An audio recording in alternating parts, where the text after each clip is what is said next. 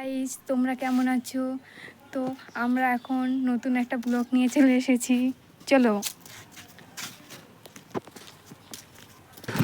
তো আমরা এখন রাস্তা দিয়ে যাচ্ছি, একটু দূরেই গাছটা আছে, তার জন্য একটু হেঁটে যেতে হচ্ছে আমাদের।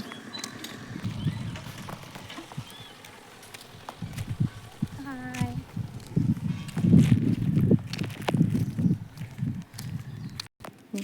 তো গাইস, আমরা প্রায় চলে এসেছি কুল গাছে করমচা তুলতে। আপনারা দেখতেই পাবেন কুল গাছে কত সুন্দর সুন্দর করমচা ধরেছি। চলো আপনাদেরকে দেখাবো। সো গাইস, তোমরা দেখতেই পাচ্ছ আমরা প্রায় চলে এসেছি। আর প্রচণ্ড রোদ আর গরমকাল, বুঝতেই তো পারছো, তার জন্য এই ওড়নাটা নেওয়া আছে মাথায়।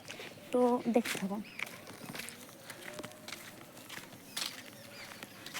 তো গাইস, আমরা চলে এসেছি, আপনাদেরকে এখন দেখাবো কুল গাছে করমচা হয়েছে।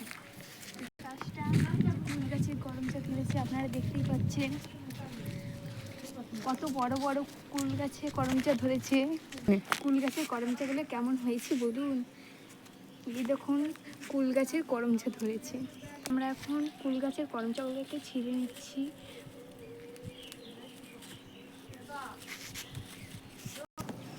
দেখো গাইস, আমাদের কুল গাছের করমচাগুলো ছেঁড়া হয়ে গেছে, এরপরে আমরা মাখা করব।